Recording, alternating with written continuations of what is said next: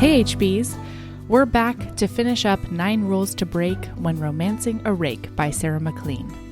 When last we spoke, Callie, our intrepid wallflower, was in a carriage for amorous encounter number 2 with the devilishly handsome and charming Rake, the Marquess of Ralston. Will she finish her list? Will Ralston open his heart to love? We find out all that and another meeting for riding astride right now.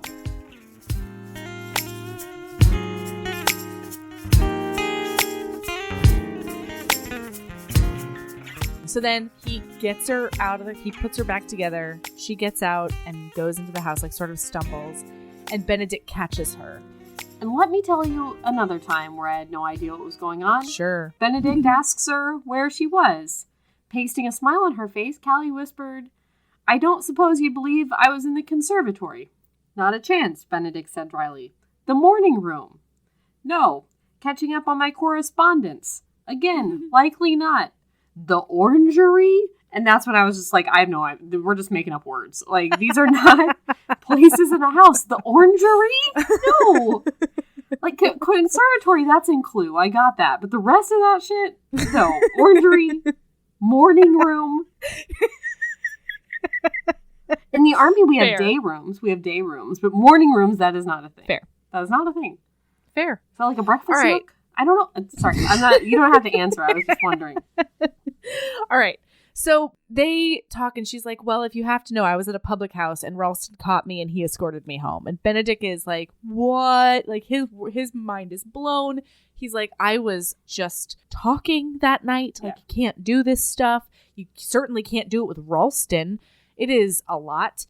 He's like, if you want to go have adventures, you must have them inside our house. Yeah. And so like, he gives her a cheroot. I want to smoke a cheroot. And he's like, he's resistant at first, but then he gives it to her and she nearly pukes. I have this question. This is a question I'm actually going to ask you. Mm-hmm. Uh-oh. Oh, wait. What year did you say it was? 1823.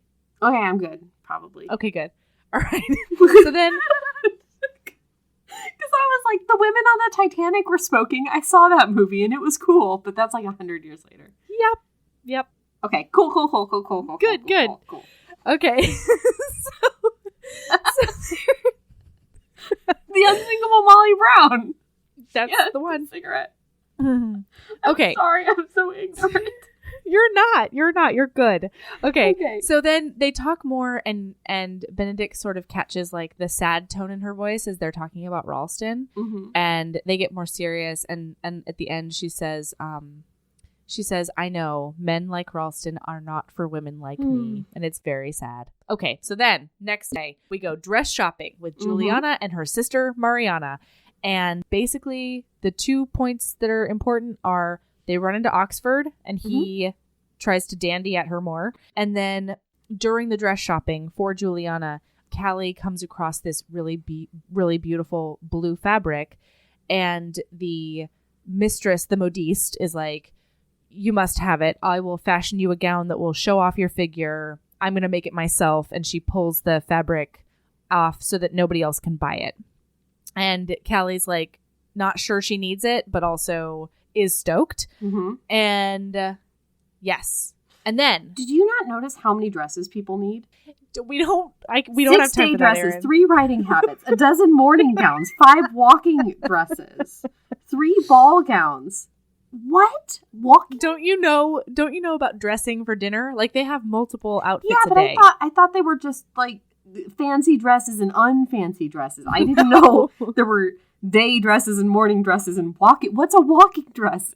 I don't know. There you go. You don't know. How am I to know? It's a different kind of dress. I wanted to tell the listener is that there are a lot of dresses going on. Okay. All right. Okay. So then they go to the theater, and I love this. Specifically the opera. The opera. That's right. And Juliana is with her family and the Rivington family because they want to sort of like show everyone that they have accepted her. And Oxford comes by the booth at one point. Well, Ralston's also there, obviously. And so they banter a bit. And Oxford shows up as well. And he asks Callie to go to a museum, like an art show, basically. And what else happens? They sit next to each other and they watch his former mistress, who's the star of the opera. And she sends him a note. And she sends him a note. Come to me, N. The intimacy of the one initial. Yeah, am I right? Deal. Yeah. And so Callie's watching the opera and she's like so beautiful and so talented and like just like a beacon of beauty. And his eyes don't leave the stage the whole time. And Callie decides that she's never going to enjoy the opera ever again. Yeah. Like that. But he leaves, so she passes him this note through a footman on a silver tray. That's how notes get passed. What? Yeah. There's a silver tray. A note, good sir. He takes it, says, come to me, and then he leaves and he goes to go see her, and that pisses off Callie.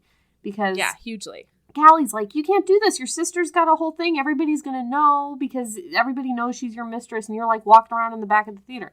So she goes to chase him, and they have a little fight where... Doesn't she slap him? She goes to slap him and he catches her hand. Oh, yeah. Because she's like, you can't do this. You're not discreet enough. And I saw your note. And he's very like, don't chide me. And you're questioning my behavior. And I'm a Marcus. And you can't do that. And you're blah. And then she tries to slap him. And then she doesn't. And then they smooch out. Right?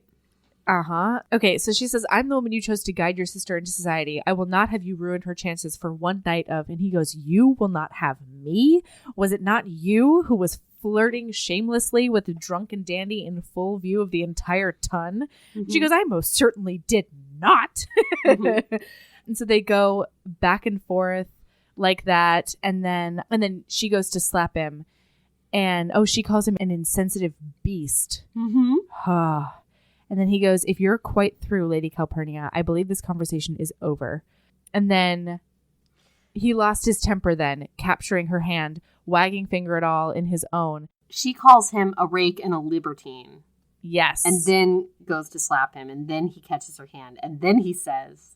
And that if I am to be labeled as such, I may as well stop resisting the part. And with that, he kissed her. She fought him. Wall. Oh, no matter which direction she turned, he was there, all strong arms and firm muscle and hard, unyielding mouth. And then, so her fist pounded on his shoulders fleetingly before he grasped her waist with both hands and lifted her from the ground, leaving her with no choice but to cling to him as he pressed her against the wall. Oh my God, it's so good. And then she starts matching his movements with her mouth, and the kiss goes on and on and on. She pulls back and says, I am not one of your women to be mauled in public. They're like out of breath. And he says, forgive me, he said mockingly, but you did not seem very opposed to playing the role. It's so good. So good. Okay. So then he goes to the mistress and he basically is like, it actually is over. And she's like, you're in love with this other girl. And he's like, no, there's no other girl. She goes, no, the woman you were sitting next to, I could tell you were into her. He says, I feel confident your heart shall not remain broken for long. Like it is not a nice... It's not terrible, but the breakup is not fun. No. And then, so Callie is then freaking out. She's like, how dare he, because he called her a coward. Remember? Yeah, because she said she wasn't trying to strike him. And he was like, you were going to at least admit it. If you're going to run around and do all this stuff and ruin your reputation, at least don't be a coward about it. Yeah. Okay, so is it fencing time? I think so, yeah. So then the next thing, she needs to complete the next thing on her list, which is fencing. And so her maid dresses her up in men's attire. Binds her boobs down. Yeah. In the middle of the day, she goes to this fencing club thinking like it'll be empty. I'll just go and fence with a bag. I'll just figure it out and then I'll fuck off. She gets there. They show her around. Nothing is amiss. She goes to change. And she doesn't put on the necessary padding because she can't quite figure it out. Yeah, and she's not going to be fencing with another person, so why put on the padding? Correct. So then they had indicated a certain room that she should go into in order to do that. She goes in, and who's there? but Ralston. Ralston. And he's like, oh, thank God they found me a partner. And she's like, he fences too? Like, what? This guy's everywhere. Actually, she didn't say that. I said that. But I felt like that. It's true. Me too. It was very like this is convenient. I was fine with it. Yeah, I was too. So then they start fencing and she's like, oh, I'm a bit of a beginner. She has her mask on and everything, so he can't see her. She's doing a man voice. I'm a bit of a beginner. Yeah. And so he really adorably starts teaching her. It's really sweet, actually. Mm-hmm. I don't know. I think he'll be a great dad. Oh my God. So they're fencing, blah, blah, blah, blah, blah. He goes to parry or something and cuts her on the upper arm. Slices her arm. Yeah. And she's like, he's, ouch! Yeah. And he's like, what the? And he takes off her mask because he's immediately like, oh my God, this man is tiny. This man has a lady voice. This can only be one lady. And he's like, what the actual fuck are you doing here? But at the same time, he's really worried about her wound. He's trying to treat it. And then, hoo-dangy. It's just a flesh wound. He's like, what would you even know about a flesh wound? Like, and then how does this even start? God damn, it's so good. It's so hot. He's like, how did you even get in here? How did you make yourself into a man? And then he's like treating her wound and he figures out that she bound her breast down. And he was like, well, this is awful. This is the worst thing I've ever seen in my life. And he's like, well, why are you doing all this stuff? I don't understand it. And she says today that she is living and that she spent 28 years of doing exactly what everyone around her has expected me to do, being what everyone around me is expected to be me to be, and it's horrid to be someone else's version of yourself. She says, vision of yourself. Yeah. Oh, vision of yourself. She says, you were right, I am a coward. And he's like, no, I shouldn't call you a coward. But then they start talking about it, and she's like, this doesn't make sense. You probably think I'm silly. And he's like, no, I understand it. You're trying to find Callie. You're trying to find yourself. I highlighted those two exact things, too. Mm-hmm. And as they keep talking, like, there's excellent commentary about the difference between men and women's lives. Like, it's really, really good. Mm-hmm. And then she goes, so Callie is a fencer? Yeah. And she goes, Callie is many things, my lord. I also found her in the tavern. And he goes, he said knowingly. So Callie is a rake. She blushed and she goes, I don't think so. And then he goes, okay. Then it's on. then it is on. He placed a soft kiss on the back of her hand. She breathes deeply. He holds her gaze. She feels a shock of liquid heat. Yeah, he says, I shouldn't give up on that part of her just yet, Empress. And then he goes, you forget, I've met the woman several times in carriages and in theaters. And he's like just keeping out of reach so that she keeps on trying to close the distance between them and she can't. Mm-hmm. He goes, and bedchambers. In fact, he added, the words a caress along the sensitive skin of her lips. I rather like the rakish side of her. And then, oh my God. And then there's a makeout. This is one of the best. Unbound. Yeah, this is one of the best sex scenes I think I've ever read. This is like top 20 for sure. Yeah. Holy God. There is, oh man.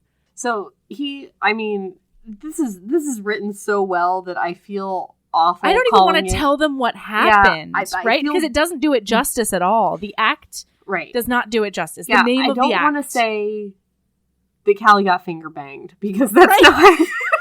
That is not what happened, but that is what happened. But it is logistically what happened.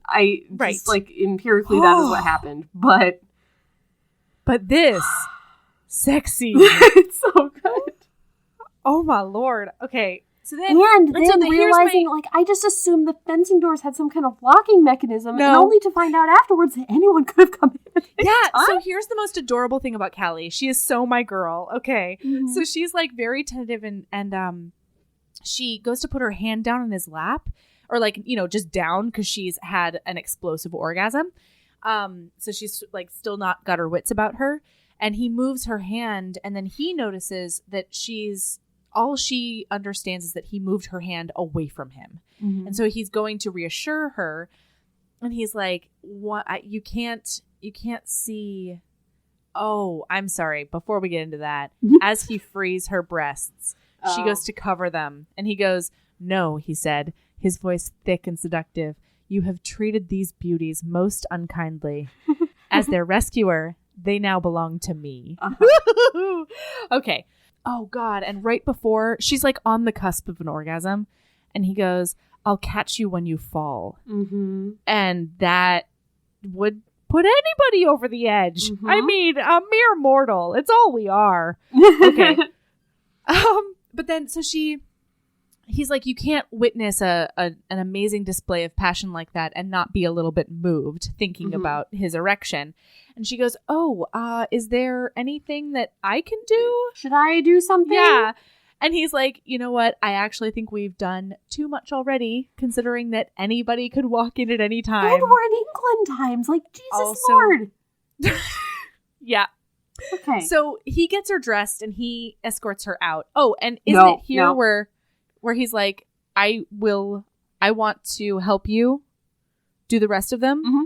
Well, her list falls out and he picks up her list and she's like, no. Yeah. And he's like, "What is it?" And she's like, "It's fine. You know, fine. It's a list." And he's like, "What kind of list?" And she's like, "A personal list. Like, do not look at it." And he's like, "A shopping list? A list of appropriate books that you'd like?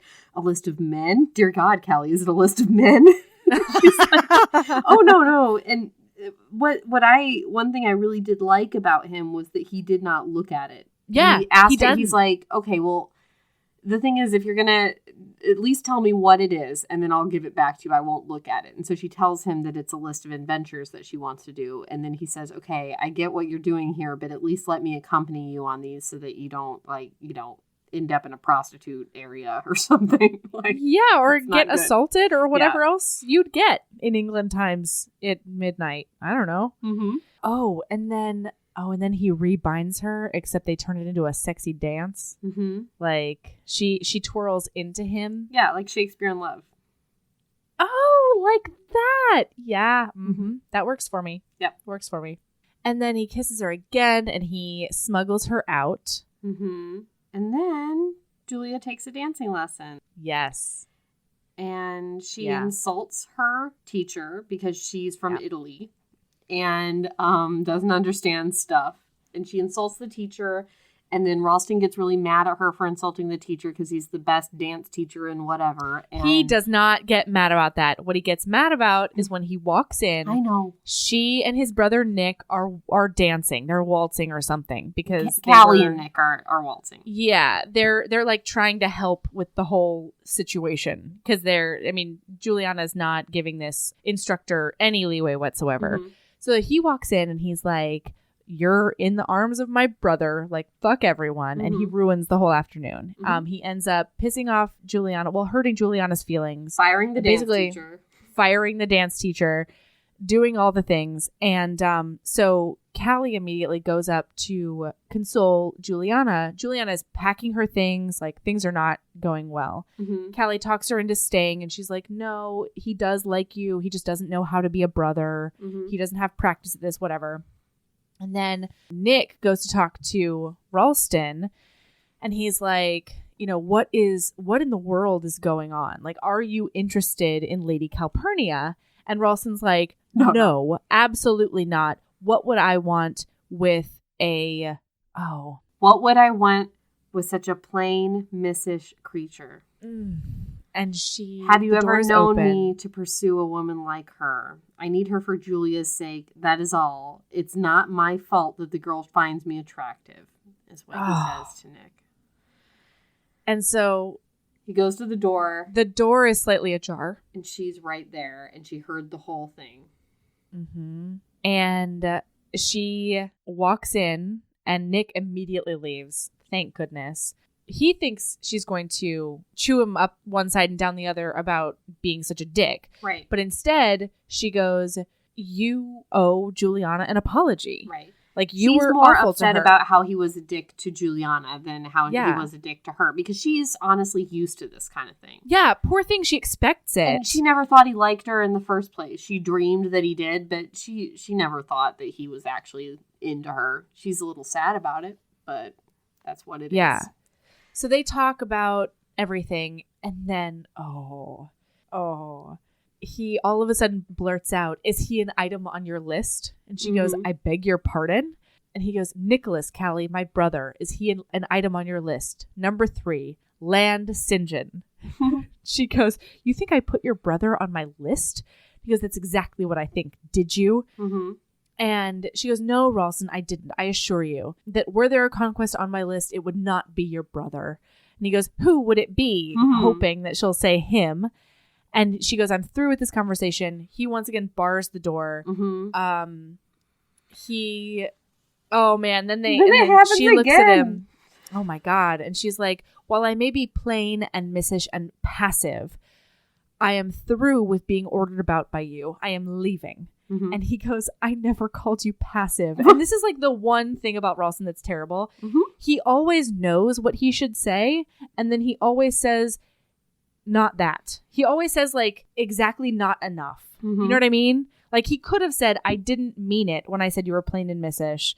But instead he said, "I never called you passive." Right. Like, come on, bro. So then they somehow go from that to kissing all the way across the room. He puts her down in a chair. Yeah. He pulls up her skirt. And then he's like, "I just want a better look." And she cannot believe what she's hearing. She like tries to push his arms away. And he's like, and then he kisses her into submission in a really sexy way. And oh goodness. Oh man, he starts talking about stuff. Doesn't he? Yes. Yeah. He goes down on her. But then, well, and there's a lot of good verbal. There's just good stuff. We just can't. We can't. No, I know. We can't read it all. I know. We can't. We're gonna end up reading it all. Jesus. Again. Read this book, everyone. Yeah, just read it. Okay. But then he's like, "You want me?" You know, after he's like brought her to orgasm, he's like, "You want me?" And she's like, you know, he's like, basically "Do you like, deny "You it?" do want me. Yeah. Ugh. And he's like, "See, I told you so," and then just kind of like walks away. And she realizes, oh, that whole thing just now was him just proving. Yeah, that wasn't about me at all. Right. And she gets really offended, rightfully so, because that was a dick move. Once again. She's like, "You know what? I do want you. I just wish it was anyone else because you're such a dick," and leaves. Yeah. So then he and Juliana make up, and it's really sweet, but we don't have time for that. The next thing is a thing with Lord Oxford, isn't it? Yeah. So Oxford had asked her at the theater to go to the art show, and she was like, "Sure, I'll go to the art show with you." She doesn't realize that he's courting her because it's so weird and out of nowhere. Yeah. And so he takes her to this art show, and he's just so gross to her. He's laying it on thick. Trying to get her away from her sister and her sister's fiance, the other Duke. And he's just like touching her with like a single finger, running it down her arm, which is like the grossest move ever.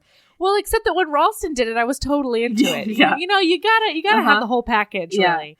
And he's like, "I hoped we get a chance to be away from your sister and her fiance." And she's like, "My lord," you know? And he's like, "I know," he said, misunderstanding her reticence. "It is hard to believe that this is happening." He ran a single finger down the length of her forearm, and his smile broadened as he leaned in once more. "But it is indeed happening to you, Lady Calpurnia." As if to be like, you thought you'd never catch a man, but in your wildest dreams, like, ugh, I am here now. Ugh. Yeah. So then Ralston shows up, right? He gets her away from Oxford. They do some more. Well, she smooches. gets Oxford away. Yeah. She sends him to like get punch or something, and so Ralston takes her into an alcove again. And he does the dumbest thing ever as far as Callie is concerned. He tries to apologize. He's like, "I want to apologize for what I did." And she's like, "I don't, stop that. Like, stop not proving to me that you regret the things that he said to her that were dick moves, meaning I'm apologizing for ruining you, for ravaging you. Yeah, for doing any of those things. Absolutely. And so she's like, in her monologue, she's like, "I don't regret any of that. I don't want an apology for that. I would prefer you to just own your fucking actions instead of going back and forth." So he says, "Allow me to make it up to you. I'd like to escort you anywhere." Oh, and he says, "Don't get attached to Oxford." He does make that warning. He says, "We could go on a picnic. We could go anywhere, really." And she's like, "I don't want your escort to any of those places." He says, "Why not?" And she goes, "I'm turning over a new leaf. No more plain, no more missish." And she says she wants him to take her gambling At a in gentleman's his club. gentleman's club. That's right. And he's obviously taken aback. He's like, I could lose my privileges and whatever. And she's like, you asked. That's where I want to go. Mm-hmm. And so he agrees. So she dresses up like a man again. And she... Well, and there's more excellent commentary about the difference between men and women. Yeah, it's really that's good. True. Doesn't matter. Okay. So she oils up the hinges of her house and she dresses up like a man again and she sneaks out through the garden and they're off to Gentleman's Club to gamble. And so they go in and she sees some prostitutes prostituting and she's like, what's going on there? She sees a courtesan. What Thank you very does that much. mean? I don't know the difference. I just assumed that was a prostitute. And she was like, how can one woman No, it is. It's just satisfy there were three men? And I was like, 3 holes, Callie, but I don't know. Or 3 handies, Aaron. Who knows? Wait, how does she have 3 hands? 3 well, in quick succession, let's say. Who knows?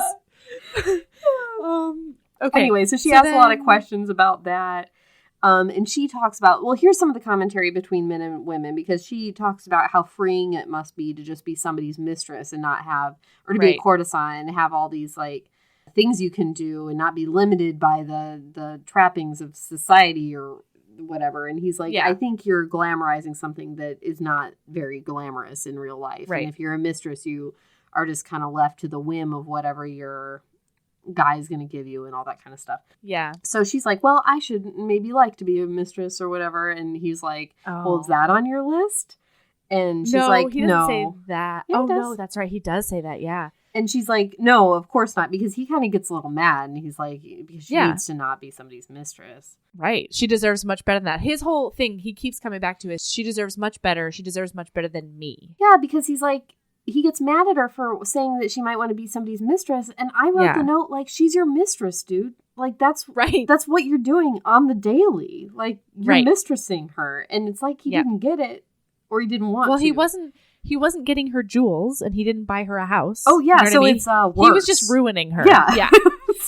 So, but then they're playing blackjack, basically, or 21. In a private room. In a private room, yes. He whisks her off to a private room. And she says, like, you know, for every hand, she gets to ask a question, and then he gets to ask a favor. Mm-hmm. So finally, he wins the hand, and he's like, do you want me to show you what it's like to be a mistress? And she kind of gets a little skitter up her spine. Mm-hmm. He goes and sits down, and he asks her to come sit on his lap. And then they start making out, and then they end up on the chaise lounge. And then they fully have excellent sex. She's super into it. But then as soon as they have sex, he realizes how far he's gone and what he's just done. Mm-hmm. He realizes that neither of them can ever come back from it. And so he says, I'm so sorry for my behavior. Of course we will marry. Fucking heartbreaking. It's awful. So she totally ignores him. Mm-hmm. And she's like, I'd like you to take me home now. And it is... And he doesn't know what he's done wrong. Because he thinks he's done the honorable thing. That's right. He's done something terrible. He's apologized for it. And he's made up for it by saying, I'll give you my hand in marriage or whatever. Yeah. So then the next morning, they have a silent ride home. The next morning, she's in the library.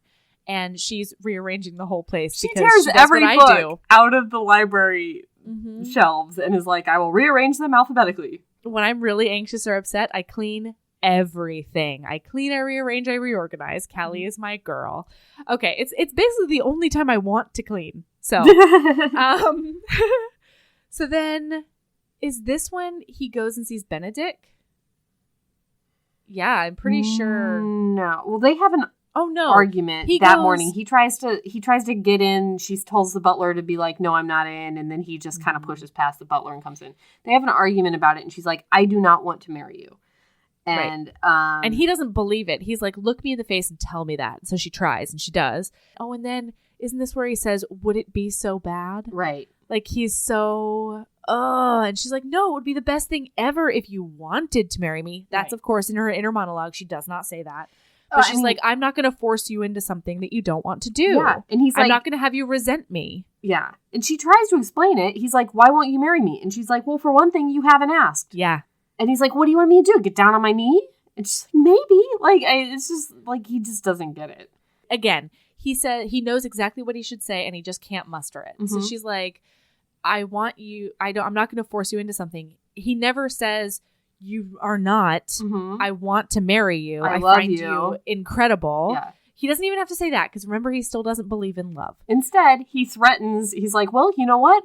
I'll tell your brother, the Earl, that I boned you. And then you're going to have to marry me because he's going to make you. And she's like, he won't make me. He's a good brother. And he's like, yeah, I will because he's a great Earl. And then he goes off in a huff. And she feels like she can't marry him, not just because she's insulted by this, but she feels like if she was married to him and she loved him so much and he didn't love her back, that it would be more miserable than not being married. It would be way worse. Yeah. And she's loved him for too long. So then she gets a note from the modiste that her gown is ready. Well, but first, Ralston goes back to the gentleman's club and Oxford is in there bragging about how he will soon be the husband of Lady Calpurnia and says more just horrible, insulting things about her. And Ralston freaks the fuck out on him. Doubles the bet. Throws him around a bit. Throws him across the room, but he's real drunk, so it doesn't matter anyway. Yeah. But that happens. And then she goes and gets her dress. Yeah, so then she goes and gets her dress, and in the dress shop is his ex-mistress, Nastasia, the opera singer. And they have one of the best conversations I've ever seen between two women. Amazing. Who have been competing over the same man. Yeah. You expected one scene to happen. A completely different scene happened. Because the way that Nastasia acted when he broke up with her was very like, I'm a vixen. Was very, I'm naked. How dare you? You could have this, gesturing to her body. Like, she was just this horrible succubus. And with Callie, she's totally the opposite. She's like, I saw him with you. I know you're together. He's a really excellent lover. He cares about other women. Like, congratulations. He was your first. Yeah. And then she tells her all about her first love. Yeah. And I mean, it's really sad because Callie feels like she's in the same position. And Nastasia was with this man who she loved boundlessly, and he just didn't have the capacity. And so she chose to leave Greece instead of staying with a man who could never love her in the same way. And Callie asks her if she regrets it. And Nastasia's like, no, I can't because it would have broken my heart. Oh, man, it's just gorgeous. And they're so nice to each other. Nastasia can kind of see it. And so she asks her, can I give you some advice? And that's when she tells her the story. So it's not just like she's like complaining randomly. Like she's trying to tell Calpurnia, hey, if he loves you back, that's fine, but protect yourself. Yeah. Yeah, it was beautiful. I was just like, I thought this lady was like going to be a total bitch. And she was real nice and great. She was the best. And Calpurnia as well. It was so good. Lady love. Yeah. Lady love. So then meanwhile, Callie looks fucking incredible in this gown. So good.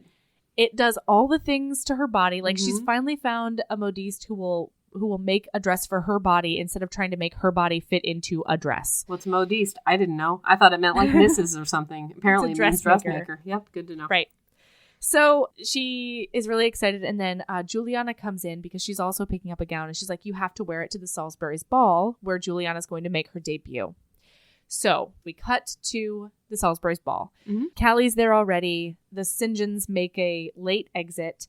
Juliana is a little bit shunned, but they make some moves to make her accepted. And then Ralston is standing next to Callie, does not ask her to dance, and instead Oxford comes up on her other side and like doesn't beat him to it because Ralston was making no moves. And he could have said, I already asked for the dance. You know what I mean? Like he could have done all that and he didn't do any of it.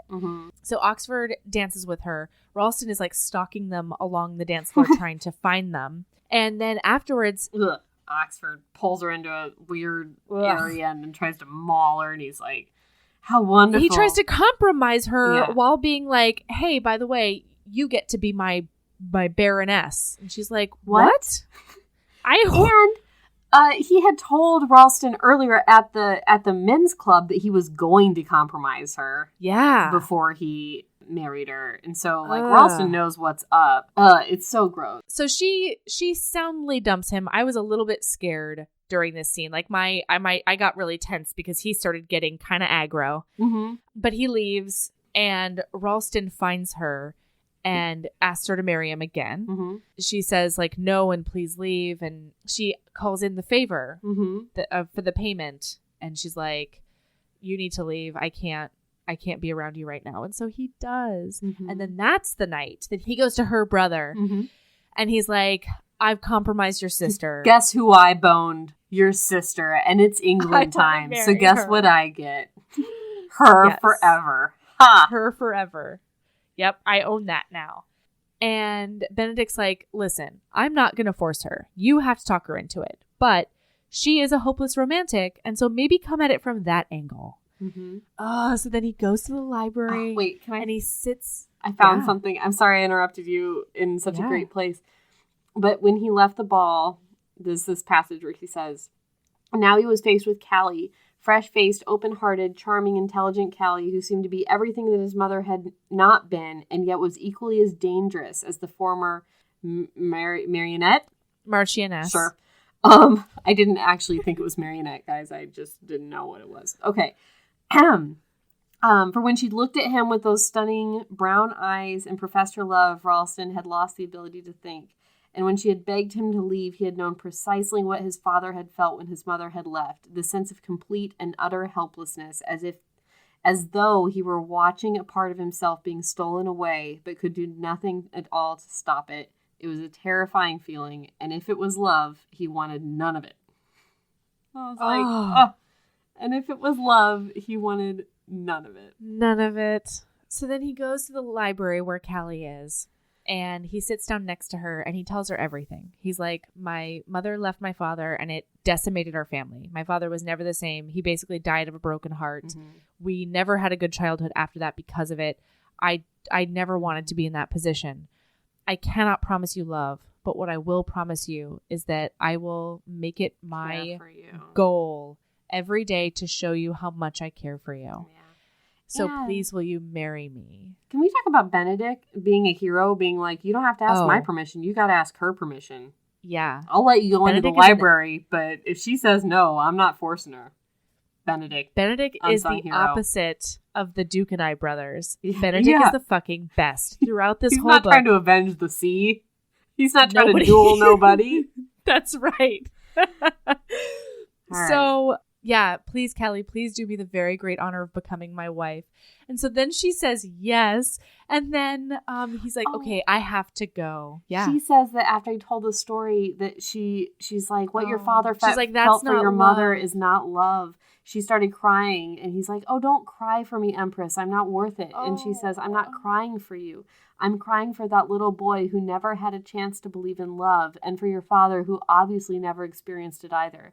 Because that was infatuation, not love. Love isn't one-sided and selfish. It is full and generous and life-altering in the best ways. Love does not destroy, Gabriel. It creates. It creates. She was crying for that little boy, Melody. I was crying for him, too. I'm crying for him right now.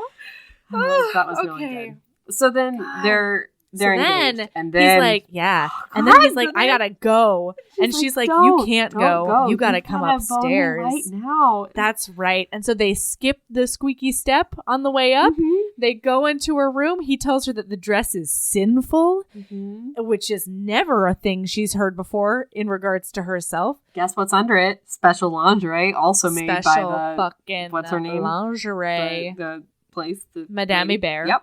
The modiste. And the modiste. And it's got bows on it and stuff. And he's like, what is this? And he says, oh my, Empress. Yeah. Because he calls her Empress because she's named after Calpurnia, Caesar's wife. Mm-hmm. And this is just, I can't. So then they have some really, really, really good sex. She asks if she can kiss him there. And he's like, yes, someday, but not now. Because he wants to last through the sex. That's right. So then they wake up the next day. Early morning. He sees very, very, very early morning. And he has the list from the gentleman's club, but he hasn't looked at it still. Because he is a fucking gentleman. Mm-hmm. He's a good dude. But she shares it with him.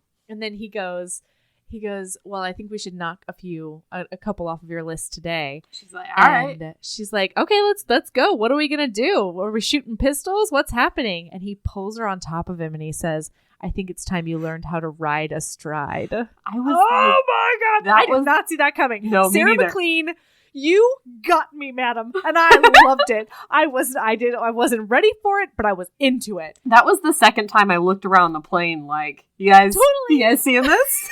You guys, what's going on over here? Crazy stuff. Yeah. So then there's a ball that night. Ugh. They meet up. It's blissful. Everything is fabulous. She dances every dance at the ball because she looks gorgeous. She's engaged. Her mom is telling everyone. Everyone's so happy. He pulls her out onto a balcony. They're making out. It's so hot. And then Oxford shows up.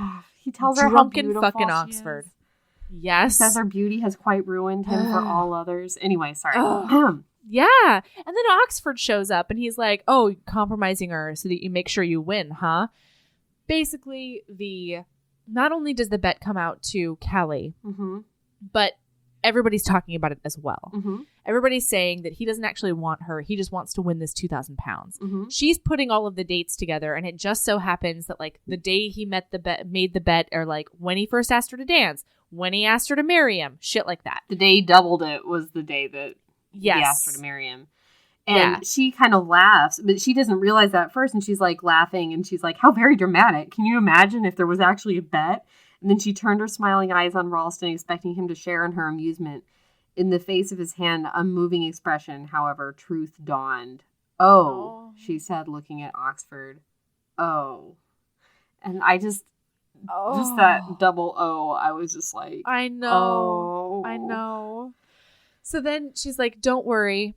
You can settle your bet however you want, but I'm not marrying either of you. And Ralston's like, no. But he also doesn't say anything right here either. Ralston. He just doesn't say anything out loud. I just don't know if I like him. I'm like, I do. I love him. I like him. I'll take him. So she goes home and Oxford says some terrible things about Callie. He's you dodged a bullet. Like she's blah. And so Ralston shoves him up against the wall and calls him out for a duel. Benedict goes home. Callie finds out this duel is going to happen. And she's like, well, Benedict, you have to take me. I have to stop this. He could die. And Benedict finally agrees, very like the brothers in Duke and I. Right. They go and she runs up just as the duel is about to, like, they're about to get to 20 when they're going to fire. Ralston goes running toward her to make sure she doesn't get shot, and in the process gets shot because they had both agreed to fire wide to make sure they didn't kill each other. I had no idea that duels were not real. Duels are real. But no, they were like, hardly any man dies at a duel anymore. It's just a blah, blah, blah, and everyone aims wide. Like, I just assumed people aimed at each other at duels. So, no, they were for a really long time, but then laws were passed where, like, so it used to be legal to kill someone in a duel. Then laws were passed to stop dueling. And so now, like, it's just sort of at this point, it's usually just a ceremonial thing. I know the laws that were passed. Article 114 of the Uniform Code of Military Justice. No dueling, no promoting dueling. And I will say that I didn't know you knew so much about British law. British laws, that's military laws. No dueling. But this is these are not in the military, and this is. I know. I'm just saying that now that's the only place where it's still illegal to duel. Military has duel laws. Yeah, you can't duel. No dueling. Oh, that's some throwback bullshit. We also have no sodomy. We have a lot of stuff. Oh boy. But yeah, no dueling, no promoting dueling. And while I'll say this was the one I was not really down with the Duke and I duel, I was down with this duel. I do not promote it because it's illegal in the military. That's right. Don't ever promote it. Don't promote duels. So then he goes down. She goes up to him. He gets shot for her, y'all. Yeah. And they have his first thought is that he's going to die, and he never got to tell her that he loved her. Mm-hmm. And they have this beautiful, like, all of the men are very embarrassed. Mm-hmm. All of the men but the doctor have to turn their back because he's just pouring his heart out to Callie. Mm-hmm. And they're like, oh, this is a private moment that we are intruding upon. And meanwhile, Oxford just keeps on jumping up and down, screaming, I ain't wide. Like, what do you want? Like, I shot him, but it wasn't my fault. Why? He ran wide.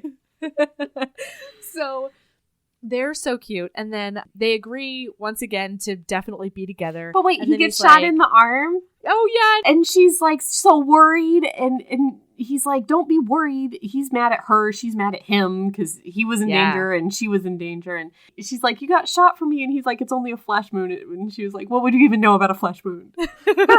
Just like the fencing thing. And also that doctor is a gangster. No, that doctor is a menace. How dare you? I am sure he has not boiled any of his instruments in the past 7 months, at the very least. Gangster. He's doing all of his England Times doctoring on a battlefield with other people's blood still on his tools. It isn't the first bullet he's removed in this field, and it won't be the last. I cannot even imagine. No, purveyor of disease. Okay, right. Purveyor of sepsis. May we just... So this is the last scene, as it should be, The Duke and I. As it should which be. Which is a book that I liked, but again, should have ended at the duel.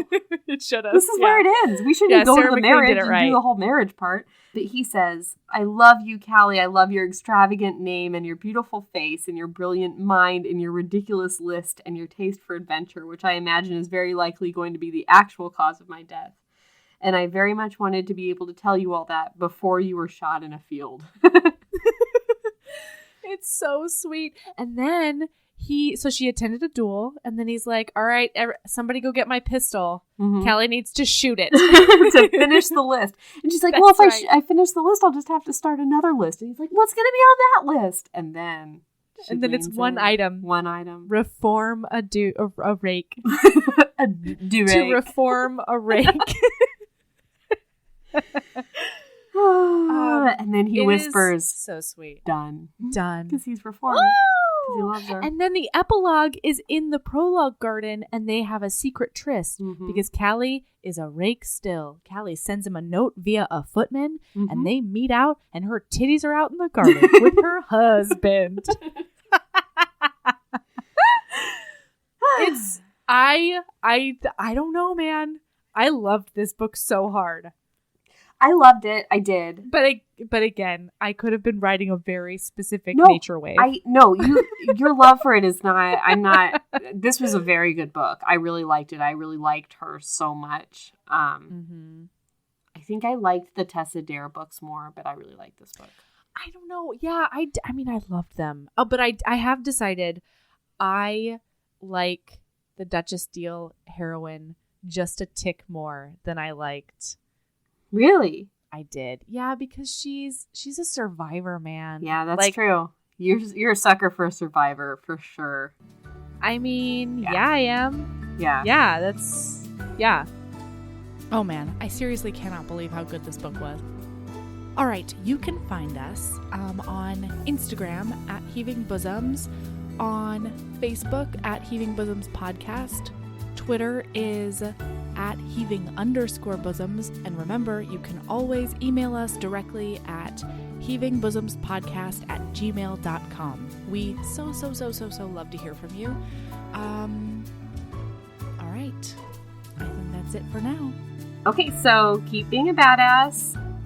And love yourself as much as you love matching flesh wounds. Oh, that's a good one. All right. All right. I love you so much. I love you too. Bye. I'll talk to you soon. Right. Bye.